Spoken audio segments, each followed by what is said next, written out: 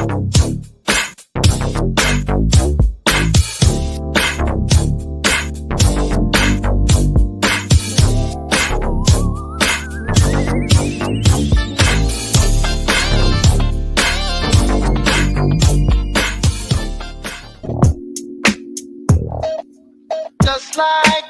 welcome to Let's Talk Nation. I'm your man, Rod Love.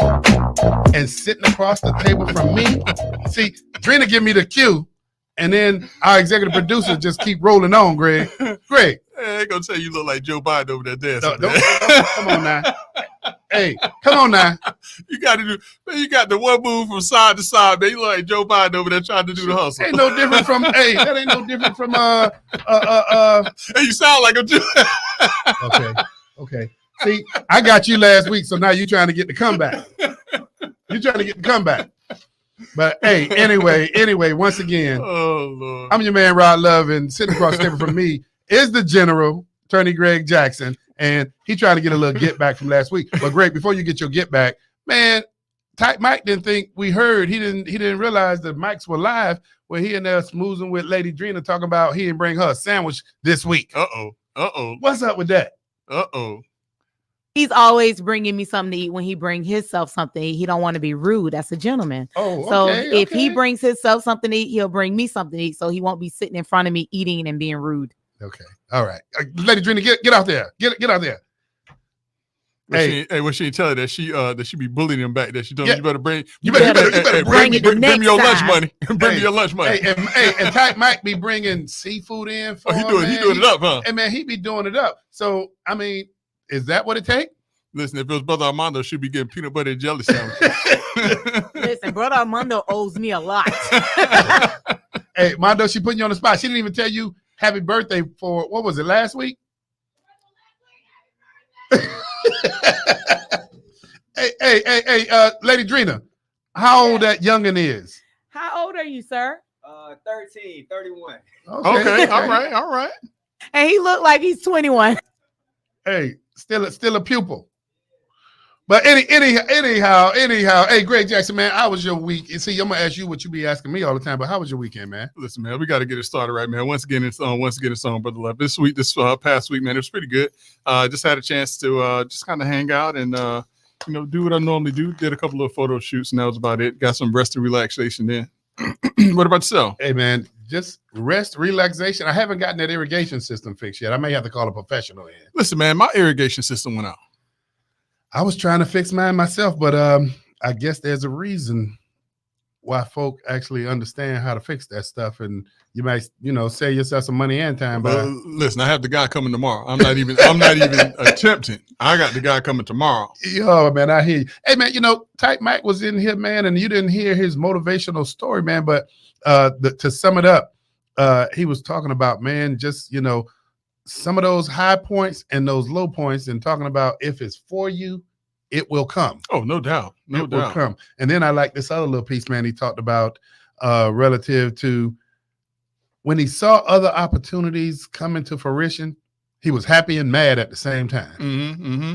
So, Greg, man, we're going to get down and we're going to be happy as we get into talking about what we're going to talk about tonight. But, man, we got a little special treat, too. And I don't know if Doc Polite has the promo, man, because we're going to talk about M&Ms a little bit. And we got a special, loyal listener to the show, Greg, that's going to weigh in on, Black folk and M&Ms. No, absolutely, Brother Love. I can't wait to hear that part of the conversation. But before we get into that, Brother Love, one of the things we need to let folks know is that if they're hearing these two voices right now, they're tuned in to two of the most influential voices in Central Florida on Monday Night Radio, Brother Love and Greg Jackson, the dynamic duo guaranteed to raise your IQ 15 to 20 points every single Monday.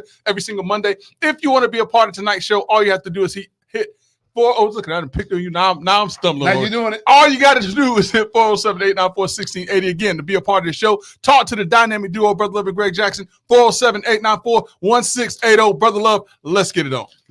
I was trying to figure out what was Munga. What's Munga? That's what you call Monday night. Munga. Hey, am I right, Mondo? That's what he said. Munga. What is Munga? Well, Munga is a new day. If I said it, must be a new day. You heard what I said, Munga. That's right. Hey, something else really important, Greg, that gonna kind of navigate us Yeah. into what we're gonna talk about tonight, and it's one of the first things on the list, man. But man, go ahead and talk about this early voting. Absolutely, Brother Love. We've been talking about the importance of getting out the vote, and today starts early voting for Central Florida. It's not all of Florida right now, and so from now until November 6th, we're going to have early voting, and that means that you can vote pretty much anywhere inside of the county where you're registered to vote. So there's no excuse, Brother Love. There's no excuse about, I don't have anywhere to go, I can't do this, I can't do that. You can walk into any precinct in the county where you live and you can vote. So Let's Start Nation, we're going to encourage you to get out any day this week. And if you can't get out any day this week, we'll see you on Saturday or Sunday at any of the polls in Apopka, Florida. We'll shake your hand. We'll kiss the babies, whatever it takes to make sure that you're out there voting and exercising that right to vote. Well, man, great. That's what we're definitely going to encourage folk, and what we're going to encourage everybody to do is vote for your best interests. You know, look at, and hopefully everybody's gone and completed the research that you needed to complete on the candidates, but vote in your interest. Is going to improve your life and your family's life. You know, one of the things also, Brother Love, I've been getting a lot of folks that are reaching out to me about the judge races, and we talked a little bit about this a couple of weeks ago. And if you don't know, who the judges are, you can definitely look them up, research them, and different things like that, because folks don't understand how much a judge can impact their life. We had Judge Bain on when he was running for re-election, and he had a chance to talk to us about the fact that when you look at the criminal justice system, when you look in the courtrooms, there are not a lot of judges who look like the individuals who are there in front of the judge. And I'm not saying that to say that, only minorities and Black folks are in front of the judges in criminal matters, but it does a little bit of something if you see someone who looks like you, if it's a county court case, because they get a chance to see county court cases. It does something when you see a judge who looks like you in a family law case. And so it's important to research and know who the judges are who are running in a certain area. And if you don't know it, and if you want to get some information about the judges, all you got to do is go to www.letstalkusa.net. Let's talk nation.net. Info at letstalknation.net. Yeah, and listen, if you have any questions, you can send an email there, and someone with our staff will reach out to you, help you out, get you connected to me or someone else to help you to determine, who these individuals are.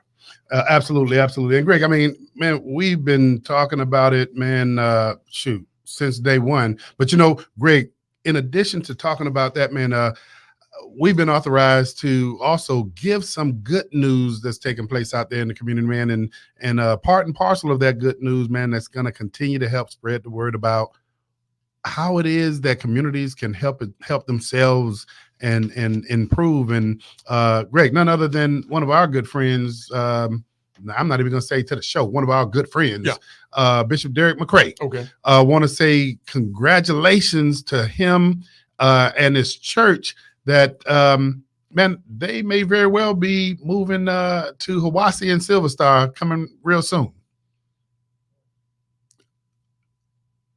Y'all hear that pause? That's Greg over there. I'm trying to see Hiwassee and Silver Star. What's that? What's there? At Agape. Oh, the big, it's like the mustard colored church. Yes. With the land and everything that's right there. You got it. That's been vacant for about 5 years now. You're absolutely right. Outstanding. And you know what, Greg? It's efforts like that.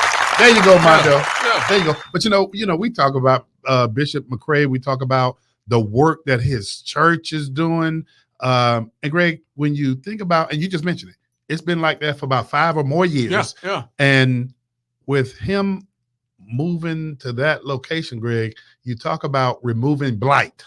Well, but having a positive impact on that community. Bishop McCray, as you say, he's not just a good friend of the show, he's a good friend of ours. And when you talk about a man who is dedicated not just to community building, but to kingdom building, there are not a lot of individuals in this area that we can think of more than Bishop Derek McCray. And the fact that he is able to grow and expand into that community. Because he was off of Indian Hills. Well, he's still located there, and they're working through this process. But the impact that he had, to your point, there and man, I can tell you, Greg, when we talk about economic development, when we talk about removing blight, when we talk about looking at all the ways that, not just not for profit, but faith-based organizations and for profits, building an economy. So, man, I tell you, seasons of giving. Yeah. Oh yeah. Remember during the pandemic, his was one of the churches that allowed individuals to come into the church to hold events to get to know who the local individuals were who were running for office, and keeping people engaged and informed about what's taking place in the community. Man, yeah, multiple forums over there because he had the judges forum. He's had other forums just to have the public and the community know what's taking place and what's going on. So, I mean, Greg, he continues. We're not going to say he has done, but he continues to do a lot of great work in the community, man. And it shows. Absolutely. Absolutely. Well, Brother Love, the other thing too is we're going to talk a little bit about, because early voting is taking place, which means that soon and very soon, these candidates are going to have to put up or shut up because they're either going to win or lose these races. And, we've invited a lot of candidates and made it an open door policy to have candidates on the show.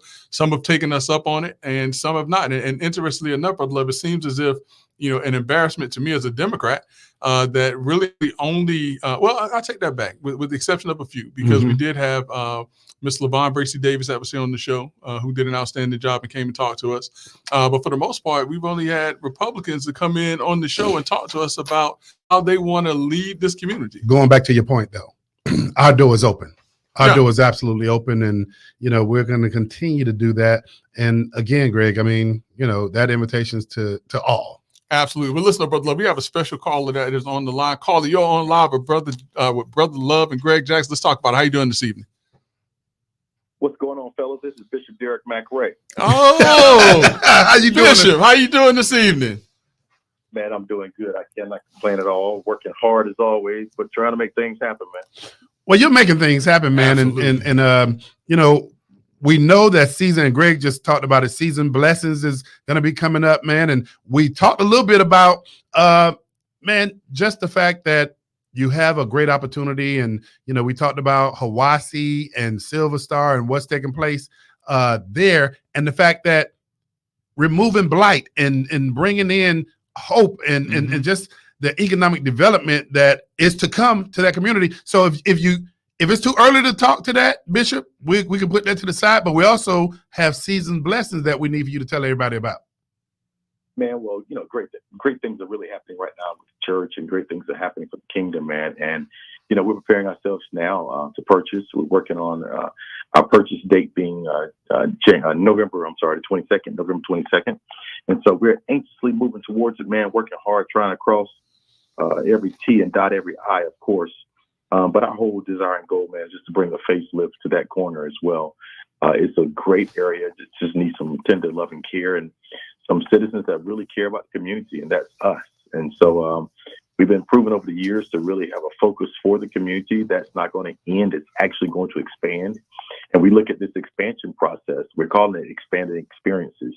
We look at it as an opportunity for us to really be able to expand ourselves, do greater services, greater work, host greater functions, gather more people together to just really mobilize them, man, to be the change agents for their own communities, which I am big on. I love hand-ups, but I love handouts, but I really love hand-ups. And we want to just give our community an opportunity to be able to stand up, to do stronger things themselves. And so that's our whole effort, our motivations and momentum behind what we're trying to do at the Hiwassee location. And then, of course, yes, Season's Blessings is coming up again, December 17th. Happy, man. We got some great sponsors that have jumped back on board already with us. And I thank you all for what you've done in the past as well with us. But we're going to do it again, man, December 17th. We're doing it a little further out than usual because Christmas Eve this year is on a Saturday. And so we try to give a whole full week before Christmas to really do this Season's Blessings event. It's been wonderful. We're targeting another 7,500 people this year as well that we will help bring jobs and help with food, help with clothing, help with this year. We're doing some common stuff. Like we're planning on giving out diapers this year to mothers, and we're getting a whole bunch of feminine hygiene products coming in as well this year. But, law enforcement engagement will be on Front Street again this year, making sure that the community and law enforcement officers know each other and have a sense of respect for each other. So those are some of the just things, man, that we're real big on doing. And This will be our 14th year. Wow. Man. It'll be our 14th year doing Seasons Blessings, and we're really excited about it. We're going strong with it, man. Well, listen, Bishop, you know, you always talk about your church and your members, but we know and they know that the only way that Experience Church can do the things that it does is because it has a man of vision, a man of God such as yourself that is there, that's leading them. And let me say this too, Bishop, because we don't say this enough to each other as Black men. On behalf of Brother Love and myself, man, we're going to say that we are proud of you. Absolutely. And we want you to keep doing all of the great work that you're doing, and any way that we can support you, brother. You know that we're here for you, man. But we just got to let you know, man. We've been watching you. We follow you, and it is amazing, absolutely amazing to watch what you are doing and the charge that you're leading in the community with your church. And you said this now. I'm not creating nothing new when I say this. A great man said, "You have church, and do you have a community church?" That's right. And we have a community church with Bishop McCray. So absolutely. Hey, fellas, real quick, I want to just announce to everybody as well, man. We got a huge Get Out the Vote rally taking place on the 4th.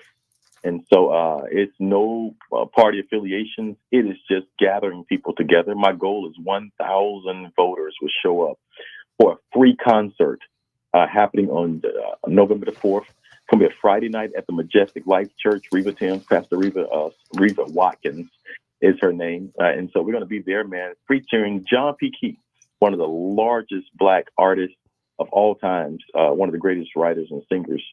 He will be live in concert, totally free. It's going to be a great time, man. And we have some other ministries that are going to be partnering with us. Hey, Bishop, what time is that starting? 7:03. So it's starting at 7:03. That's not a mistake on the flyers. It's really 7:03. 7:03 at Majestic Church that's on John Young, right? Right off of Kirkman Road. That's off of Kirkman Road. Okay. So we're going to be there, man. And again, it's no party affiliates. We're just trying to get everybody out and going to the polls. And so we're challenging churches to join in with us. And man, we're challenging every church on that following Sunday, which will be the 6th of November, challenging every church to do what we did last year in the primaries. We're going to ask everybody to caravan. Pastors, get in front of your parishioners.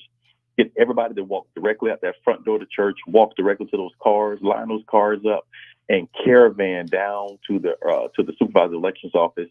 Let's early vote big and strong this year. So really, really excited about the opportunity that our community has to bring their own shifts. And I'm real big on that now, about the community getting involved to help do for yourself, and so this is one of those opportunities. I love the presidential elections. It's really attractive. There's a lot of money poured into us, but we all know that the real decisions are made by those midterm elections. It's what's happening at the local level. And so I don't care if you're Republican, I don't care if you're Democrat, Independent. Right now, it just means get your tails out to vote. Out to vote. You're absolutely correct. Hey, Bishop, before we let you go, man, and we appreciate, man, all the work, as Greg mentioned, man, you never stop, but take a pause and let people know if they are interested in philanthropy, because you got a new church that's coming up there off of Hiwassee, and we're getting close to the end of the year for some of those folk who want to make some of those contributions, as well as Seasons Blessings. Let them know how they can get a hold of you. Well, I just want to pause and say this first. Rod, you are spoken like a true pastor. God bless your heart. But in all honesty, yes, man, we're always looking for partners, and we are a non-for-profit organization, a 501c3 organization as well. You can hit us up at any time at ECCOrlando.com. ECCOrlando.com. You can give to us at ECCOrlando.com. You can reach out to us. You can email me from that spot as well. But yes, man, Seasons Blessings, we need all the help we can get from the community to make tremendous impact, because we don't give people experiences when they come to Seasons Blessings that are forgettable. We give them unforgettable experiences when they come to Seasons Blessings. And so we definitely need more partners and collaborations. And this has been just a well attended event over the years, and also a well-sponsored event over the years. And so we want to keep that going, man. This is a great time for us to bring a positive light to our community. So ECCOrlando.com. You can find everything about us right there. And we would definitely love to have more partners in our community this year as we're going forward. And again, hey, we're trying to close on this building. We need all the help we can get. It's a massive undertaking that we're doing, that we're committed to doing, because we are committed to what the future needs from this facility. Well, hey, Bishop, you know, we're on your team, man. And once again, we appreciate all the great work that you're doing out there. Thank y'all so much, fellas. And I always enjoy listening to you all, man. All right. Thank you, Bishop. Be good now. Take care. Thank you. Greg, man, and speaking of, and you know, man, the Bishop just does, you know, a lot of great work, man. It's we can never say enough about it. But Greg, kind of going back to our agenda, and you know, we have a special guest with us tonight, man, a loyal Let's Talk Nation, and what we want to talk about a little bit. And I don't know if Doc has, you know, those M&Ms ready for us, but because it's that time of the year, there we go. Oh, there we go. Of getting out to vote and asking people to research those candidates and everything. Man, we have a person with us, Greg, and you know, I don't hype it like you hype it, man, but Michelle Walker, man, she's been chiming in, giving us great advice. Come on, make those introductions. No, absolutely. Listen, Brother Love, for those who have been listening to the show for quite a while, you have not been as loyal as Michelle Walker has been. We sit here and we get messages that come across from her, and I know Brother Love may get some other messages from her, but she's the type of listener that helps us to get and to be better. And so at this time, we want to welcome to the airways none other than one of our number one supporters and listener, Miss Cheryl Walker. Hey, Cheryl, how you doing? I don't know if I can live up to that grade. That's a high bar. And listen, you most certainly can. How you doing this evening? I'm great. How are you all? Hey, if I stand correct, didn't you just have a birthday? I did. It was on the 22nd. Birthday. Yeah, happy belated birthday. Thank you. Thank you. Is that 29, 20, 28, 29? See, tax. Yeah. Hey, Michelle, you know, but on a serious note, and we, you know, this show, we go, you know, from 0 to 100 quick. But you know, we're talking about early voting. We're talking about researching your candidates, and our executive producer. I mean, I don't know what more to say about Doc Polite, but the M&Ms that we're talking about, and Bishop McCray really set the tone that not about Republicans or Democrats. This is about winning. This is about looking at how you can improve your communities. And the M&Ms that we've been talking about is marginalization and manipulation. So we're going to pull you on into this conversation. What are some of your thoughts? Well, I would be remiss if I say that this is the season that really kind of highlights that kind of behavior. A lot of stumping is desirous to be had in the Black churches, because you know that's the largest congregant pool that you're going to find in terms of voters. And then really that's the only time that a lot of candidates show up, unless they happen to be, you know, in the membership. I mean, let's just keep it real. You don't see them before they decide to run, and you don't see them until it's tea time, and it's T minus, you know, 5 seconds, and then you know, you'll start seeing the trail of candidates coming, and then you don't see them again. Greg, she for real. Let's Talk Nation. She on Let's Talk Nation for real. Yeah, no doubt. I've seen it real time. I've seen it happen. I think that a lot of times we hold the voters' feet to the fire about being apathetic, but there is a lot of apathy on the part of the candidates as well. And I think that we all know and realize that the Black vote is a lot more powerful than people give it credit for, but it is the most taken for granted. Right. Michelle, let me just ask you this question. And I'm not even going to say this is putting you on the spot. This is just being real. Do you believe that Black folk, we focus more on the kinship than the issues? I would say historically we do, but I think now it's kind of a new season. The tide has turned somewhat. I think the issue will come with buy-in. I think once there's enough momentum in seeing progress, seeing that, hey, my vote actually does matter, and we're getting there, especially, maybe not so much in Florida, because it's GOP dominant, sorry, but for example, like in Georgia, the voter turnout was tremendous. And we certainly had a lot of groundbreaking turnout on our own, but I feel like the undercurrent of old behaviors, without really kind of foundationally being able to continue to back that up, is kind of our problem. I'm gonna tell you one of the things that I see, Ms. Cheryl, is a lot of Black voters want people to tell them who to vote for. And it comes to me a lot in the form, because I have friends who are African-American, who are white, who are Hispanic, and different things like that. And in particular, when it comes to voting for judges, even county commissioners, like some of the races that people don't pay attention to. And here's the difference that I see. My African-American brothers and sisters will come to me and say, who should I vote for? My white or Hispanic brothers and sisters will come to me and say, who are these people and what should I know about them? The difference is some want me to tell them about that individual, what they're about, why should they even consider voting for them?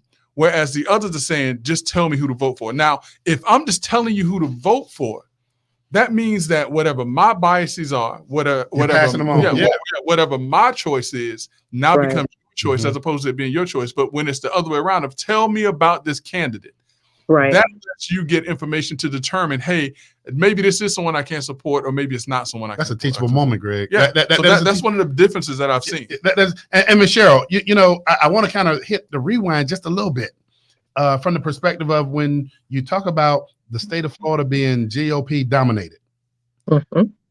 What I would say in my response to that is, I look across the board and I constantly hear from the perspective that we constantly are saying, from an African-American perspective, we're not monolithic in our thinking and our voting and things of the nature. We say that, but then when you look at the population and the affiliation with one party, you don't see that in the Hispanic community. You don't see that across the board. So when we talk about a GOP dominated Florida, my response to that would be, then Black folk need to be so much more participatory in both parties. And then if somebody sits back and says, I don't subscribe to your principles, come on, man. We got like principles. We God-fearing. We want government out of our business. We want to keep as much as we make. So let's not run that down. And truth be told, and if we get a historian on here, and I know Greg can feel it, Michelle, I know you are well educated, but come on, Black folk used to be the majority in the Republican Party a long time ago. So the point is this: Black folk need to look at our interests. We need to be more participatory. We need to stop walking around talking about we're not monolithic in our thinking and voting, when the fact of the matter is 90-something% of African Americans recognize one doggone party. And I ain't gonna knock that party, but look at the community. Well, you can't knock the party now. And I'm gonna say this again. Brother Love. The Republican Party is doing a horrible job, an absolutely horrendous job of inviting. This is a great opportunity. This is a great opportunity. So if we as Democrats are dropping the ball so much, then what are Republicans doing to pick up the ball to give minority voters that other option? Don't I invite? You're one of. I'm one of a whole bunch. That's a drop in the pool. Thank you, Ms. Walker. Point, it's like, playing on a sports team. If your teammate fumbles, what do? You stand there and just let the ball be a dead ball? I am working with the rest of my team. I am working with the rest of my team to make that tent bigger and also extend that invitation. And when you and Greg right, I'm gonna say y'all right. But we're still working at it, and that's fault on both sides. But Greg, we're gonna keep working on this side. Well, you do what you got to do. Do what I got to do. Cheryl, you hear? Hey, Mondo, we got another call on the line. Hold on one second, Miss Cheryl. No, I was just gonna say, you know, when you're fighting against social media, it's pretty hard for the Republicans to be able to do anything, especially when they look at you as the racist party. And that's coming from a 31-year-old. Mm-hmm. You know, that's a youngin right there. And Armando, he has a real good perspective. I mean, and to his point, and Ms. Cheryl, you know, we want you to be a part of this conversation too. There have been a lot of stories about, or the way that Republicans are couched is unfair in the media. I will say that. Now Republicans aren't doing a whole lot to improve that, but are they given the opportunity to do so? Because everything we hear is Republicans. If you vote Republican, you're racist. If you vote Republican, you don't support LGBT communities. If you vote Republicans, you don't like this, that, and another. And so social media allows those messages to come across. I mean, under those guises, how do Republicans get them? And I know we don't want to give them a play, but I mean, but are they kind of being couched in negative lights? Well, I think we all know some of that, you know, they wholly own because they don't proactively work to refute any of that. But certainly that is on message, and it's consistently on message because you have the segment that's most forward fronting, if you will, that kind of legit are. I mean, in the context that they're not moderate or more liberal in the party. When you have a hardline conservative, that is pretty much the impression and the messaging that comes across. To the other side, on the Dem side, they're kind of throwing the baby out with the bathwater. Yeah, but you know what? We ain't gonna leave it right there, Ms. Cheryl, because I like your perspective, but I got to add a little bit. So on the other side, when we cast this image that everything is for free, we know that's not true. Right. You know, we could just look at the season that we're in when we talk about inflation and recession, but let's go even a little bit further. I mean, we can continue to have a conversation about student loan forgiveness. You know, do I think that it could have been done a whole lot better to have more participation from everybody? When you look at folk who got private college financing, it doesn't include those individuals who struggling just like the ones who got forgiveness. When you look at parents that are paying, you know, their children's college, there's no tax deduction for those parents. So, I mean, if you look across the board, what really upsets some folk is when you talk about the level of liberalism that's taking place. And I can even go further, you know, when we talk about, and folk like to paint this picture of Republicans being heartless when we're talking about border control. We've been talking about it for 50, 60 years, and it is significant. But now I don't want, you know, I don't want my brother over here who's a Republican to get things confused now. I don't want you to think that because 5% of the Democratic Party is hijacking the media, that's how most Democrats 5%. Think. That's it. Because most Democrats don't think that way. Even got to laugh about that. Yeah, no, because most Democrats don't think that way. It's a small majority of individuals who don't believe that there's a difference between men and women. There's a small percentage of the Democrats who believe that the border should not be secured. I believe. Listen, I'm a Democrat. There's a small percent of actual Democrats who believe a lot of the things that have been blown up right now, and so don't let those that 5% skew your understanding of what true Democrats believe in. Like you said, we have a whole lot more in common than what these far left Democrats are bringing out. But because they to Armando's point, they control what comes out on social media. And, They and that's what, control yeah, it. okay, and, and that's my point. Yeah, That's there's my more point. Democrats that That little feel- 5%, yeah, is The ones speaking with real the- loud. The Yeah. ones with the most money. well, no, they're not even the ones. Well, I'll take that back. Yeah, you're right. They have the money. I ain't And gonna Michelle, lie. and once again, to the audience listening, we have a loyal listener that's participating. That's actually welcome to co-hosting with us tonight. That's right. That's right. So Thank you. being a member of the Let's Talk Nation, what would you say, Michelle, that Let's Talk Nation can continue to do to address these issues? You've been on this. I mean, you participated when we've talked about violence in the Black community, gun legislation. I mean, you've been there when we've talked about many issues. We just not strictly politics. I mean, we talk about economic development, but what would you say that Let's Talk Nation, what are some of the things that you like about where Let's Talk Nation takes you? Well, I think it gives people an opportunity to really realize they need to do their homework. Mm-hmm. They need to do their homework. I mean, listen, I'm of the age when, segueing back to voting, the supervisor of election used to come out to the high schools and register the 18-year-olds to vote. I'm an October baby, so I'm on this Florida late birthday rules thing that happened when I came here from Boston.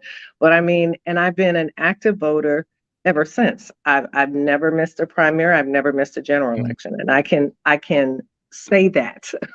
But what I do is this right here. This is your syllabus. Yeah. This is your syllabus.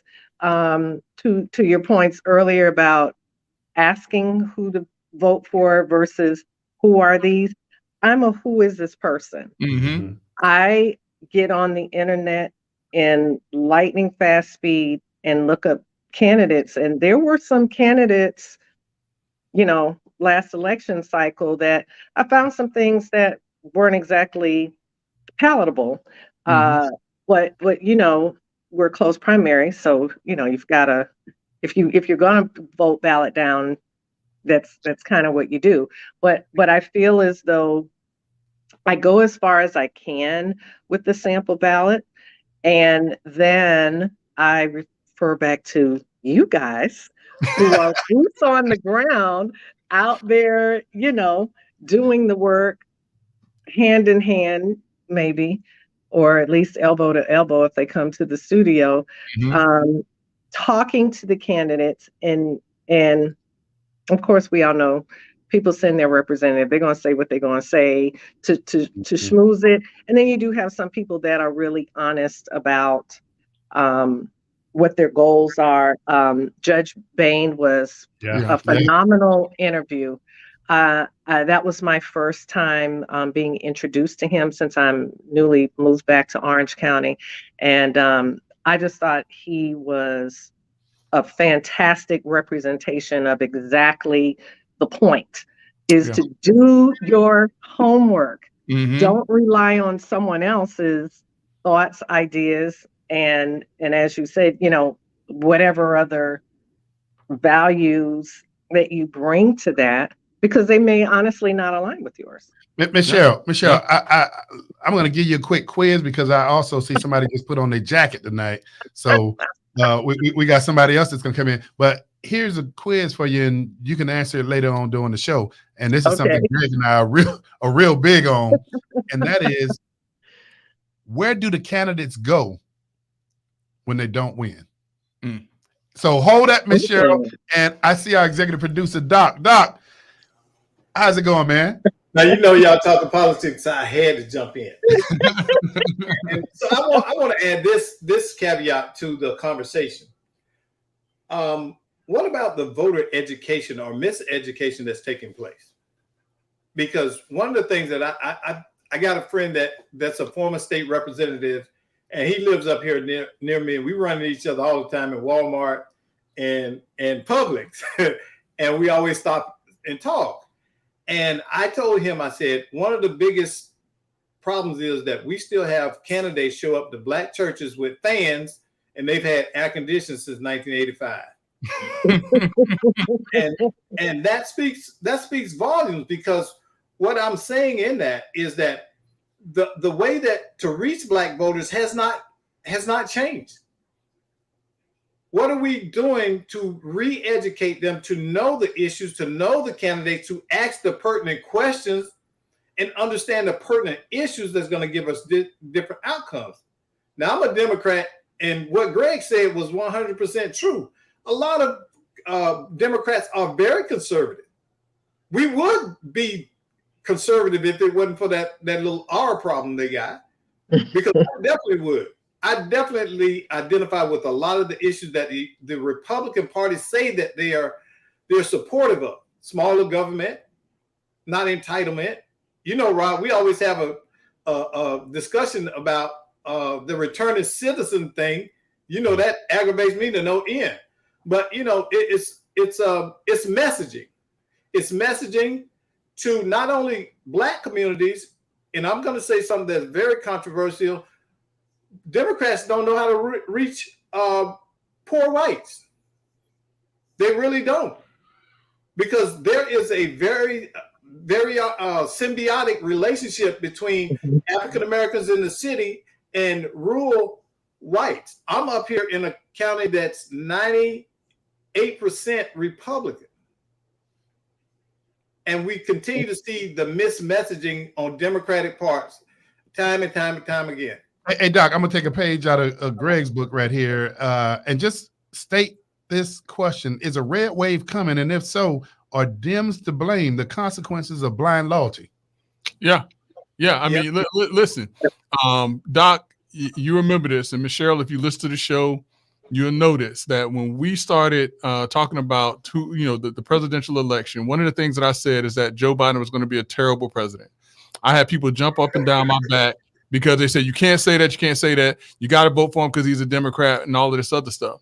And when he started, and I started showing pictures of the empty shelves in stores and saying, is this what we were expecting? I started showing the gas prices going up. Well, no, you can't say that. And everybody made excuses about what we were seeing.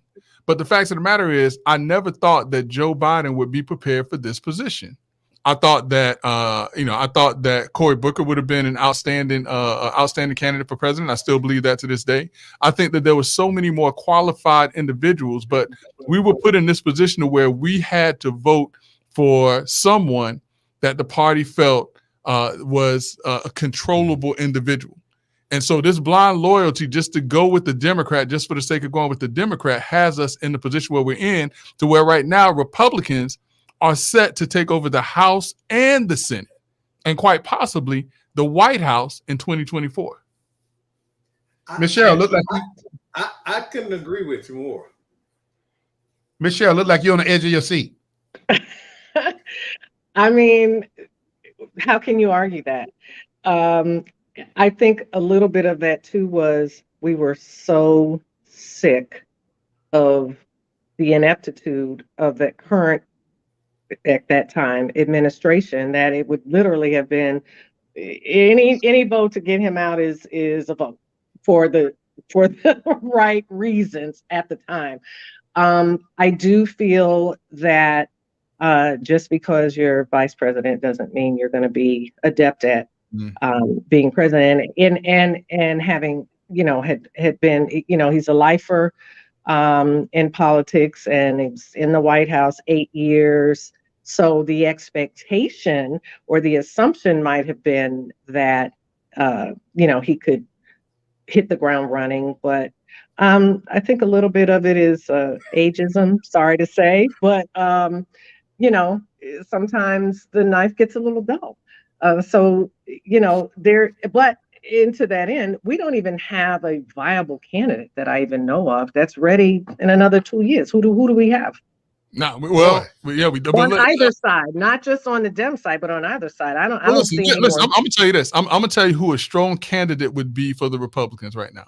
A strong candidate for the Republicans would be Mike Pence. The next strongest pick for the Republicans would be Ron DeSantis. I'll flip that. Both unpalatable, but okay. Commander, you with me? I would flip that. No, they weren't in order. Okay, I'm just saying in terms of viability. Okay. I wouldn't put them in order. But here's the other thing too, though, Miss Cheryl and Doc Polite. you know, you and I, we kind of had these conversations before also. If Donald Trump never sent out a single tweet, would you have felt the way about him that you did when it came time to vote for Joe Biden? No. I don't like anybody. Because think hold on. No. What think about what your life was like under that administration minus the tweets. And listen, you may say no, it wouldn't have changed my mind at all. But think about that. Well, I can tell you from a personal point of view, I've never been a Trump fan, even before he got into politics. I've always thought of him as a con man and a shade man. Game recognized game. I tell you all, I was a perfect politician. Then he was a perfect politician.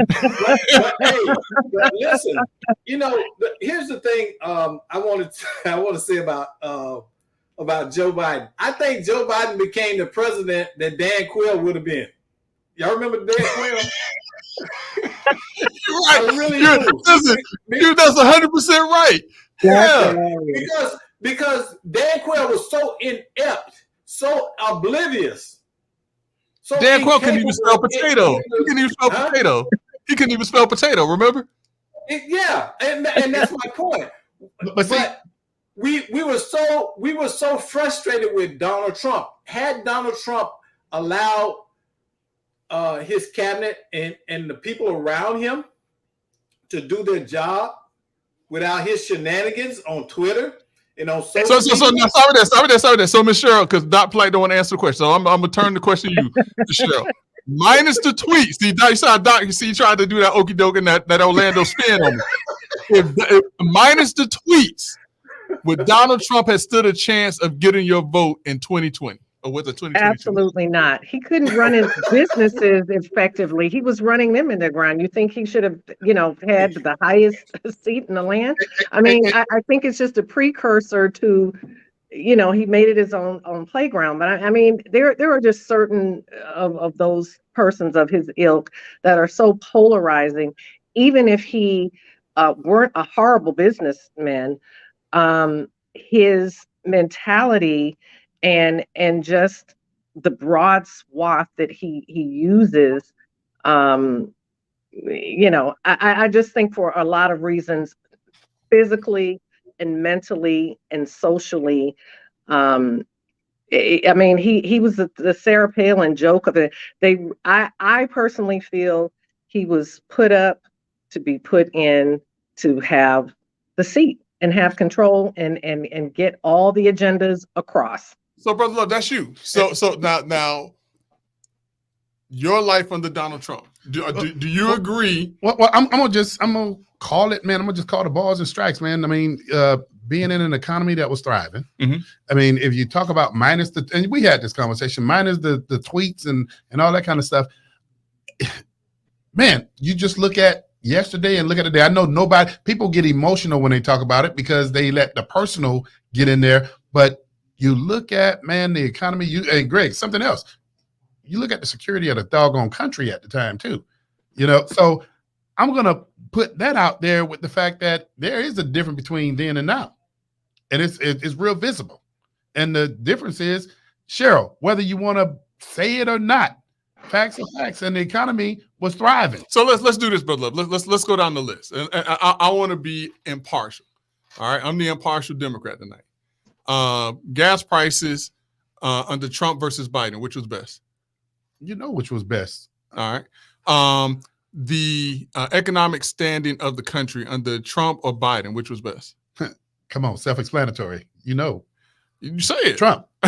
Trump. Home ownership for minorities under Biden or Trump, which went higher under which president? Trump. Business development, which was do we just need to write T's all the way down? No, I'm asking you the question. All right. Hold up. But the person that I would really love to see answer the question is the person who's been in opposition. Michelle, you sitting over there. Come on, we speak facts. We are so diametrically opposed on this topic for a variety of reasons. Hold up. If you have to speak facts and the truth, Greg, ask Michelle those same questions. All right, so Ms. Cheryl, gas prices under Biden or Trump, which was better? That's a yes or no. I would say now under Biden. But that's Gas prices? what. I mean, Cheryl. Listen. I look at it in a more holistic. I look at it in a more holistic way. I mean, are you paying more knowing that there's not some jackass in the seat that could have us bombed at any moment? I mean, who's giving away secrets? That's that point now. I gotta say this now. Now there was not a single threat from any outside country to the United States when Donald Trump was in office. Now, remember, they said that when he got in there, North Korea is about to bomb the United States. Russia's about to do this. All these people, this country was probably one of because Donald Trump was a pure D fool and they had no idea what he was going to do. Now, I listen. Okay, I'm getting in on Cheryl's side on this. I will say this: for all of Biden's faults, he is not in charge of the entire world economy. Everywhere. Okay, I talked to my friend Karan, who lives in Pakistan, and their utilities have tripled in the last 6 months. How much natural gas? How many natural resources does Pakistan have? I can't tell you that because you know why you can't tell me that. So the United States is sitting on more natural resources than virtually any other country in the world. So why is it that the country that is sitting on more natural resources than what OPEC is sitting on right now is having to beg OPEC to release oil, and OPEC is now cutting production about 2 million barrels a day when we can produce our own oil here? So when you say that the president doesn't control those things, why would he shut down the pipeline that kept the gas prices down? But is that we're going to be for real about it. No, Cheryl said she liked the factor when in Florida we cut the gas tax. And that was time limited, Doc. Yeah, that was only like 30 days or because something. Then we'll be paying California prices if the Republican governor didn't approve a gas tax holiday. But we didn't see it. We didn't see that savings. Where did we see it? Yes, you did. Yeah, because gas prices around the country were 30 cents higher. Where? Everywhere around the country. $3.39. What do you think it is around other countries? What do you think gas prices are in other states? Now y'all know I'll go to Chivalry is alive because Doc is in here. Wait a minute. Yeah. Hold on. See, Doc like to start this stuff, and we get closer to the end of the show. Google this for me, man? Yeah. Hey, Cheryl, he like to start this stuff. Hey, then he go shut that camera. You're gonna sit there right by yourself. On the line. Okay, so right now the national average is 373. And you said in Florida it's 339. Okay. It's 339 what I saw. Oh, hold on one second. Let's put a pause on it. Hey, caller, who do we have on the line on Let's Talk Nation?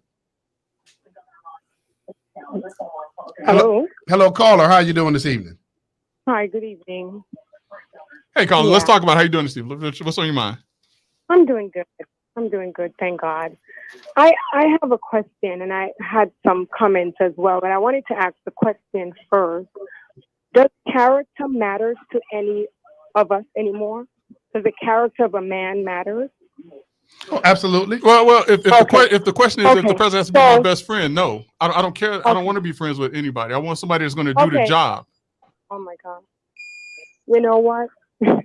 This is our problem. We don't give people a chance. We want fast food when we want it and how we want it. And I want to say this. I hear a lot of criticism of President Biden, but we need to really stop and take a look at what is really going on here. It just appalls me to listen to some of this stuff about comparing when Donald Trump was in office and because it's political, and a lot of stuff that's going on right now with what's going on with President Biden, it's political. Okay, so caller, hold on, caller. We have a short period. We have a short period of time, caller. So, in your argument, name 3 things that Joe Biden has done positive for this country. What do you mean? Name 3 things that he's? Okay, go ahead. He brought us back where our economy is doing good. So the economy is doing good. So that's one. That's one. Economy is doing good. What's the other one? You know what? Inflation may be high, but this is not an American issue. And that's the problem that I'm having with listening to people like yourself. I have family all over the world. I have family. All right, that's two. That's two. So inflation may be high. We don't call it. We only have a limited time. We only have a limited time. So that's two. Okay. Inflation is not that high. What's number three? What?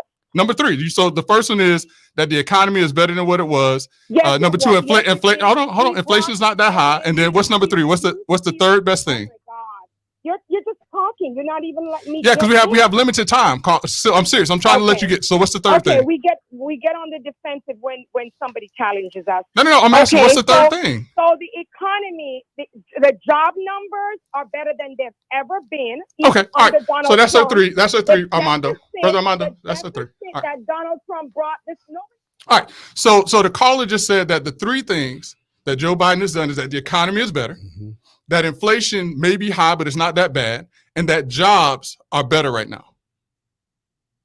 All right, Ms. Cheryl, is the economy better, the best it's ever been? It's not the best it's ever been, but I agree with the earlier 2 points that it's not a sole factor here, and there are other influences outside of the country that determine that. To her point, from a job perspective, I'll give her that one. But certainly, does everyone unilaterally across the board want to, pay what we're paying right now, higher food costs and all of the costs that are being passed on? No, but we're also coming off of a pandemic that is now an endemic. So some of that foundationally was already there. I think that was a factor that was already a precursor for making some of what we have be what it is.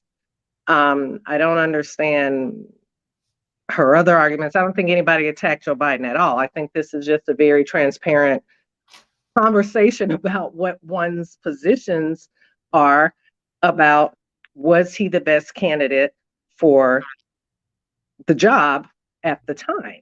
And so I think we already said no. So, and here's the problem. When we talk about the M&Ms, Brother Love, and thank you, Ms. Cheryl, because you've helped to bring that conversation about. When we talk about M&Ms, the fact that we cannot even have a conversation where we say, hey, listen, maybe Joe Biden isn't doing the best job for this country. And then we are criticized for saying that we don't think that he's doing the best job. Now, we never said that Joe Biden is horrible. He should, this is, no, listen, we just don't have it. We just don't agree with how he's doing things. And if you are an individual who are so blindly loyal to a party that someone can't even point out things that they don't agree with about that individual, that's the M&M that we're talking about. You're absolutely correct. Greg, man, I got to say to you, Ms. Cheryl, we want to thank you for being on Let's Talk Nation tonight. Absolutely. Because thank you so much for having me. To Greg's point, we got to be able to have these uncomfortable conversations. Yeah. And I'm going to back it up just a little hair because we got 2 minutes left. We talked about Republicans, we talked about Democrats. Could that tent be larger and the invitation be louder? Yes, indeed. But sure, I will say this to you. From an African-American perspective, we got to go into those offices of Republicans and tell them what our needs are. Let's do that before we start being critical about what we believe Republicans to be. They're just like, we all want smaller. We talked about what we want. So, Ms. Cheryl, we got to have more of these. Yeah, no, absolutely. Listen, we appreciate you. This has been awesome to be able to have a dialogue, have disagreement, because Brother Love and I, we realize that iron sharpens iron, and you don't sharpen iron on soft surfaces. In order for us to sharpen ourselves and to be better individuals, we have to have some tough conversations sometimes. So we appreciate, these tough conversations. And hopefully you take something from it and say, you know what, I didn't think about it that way.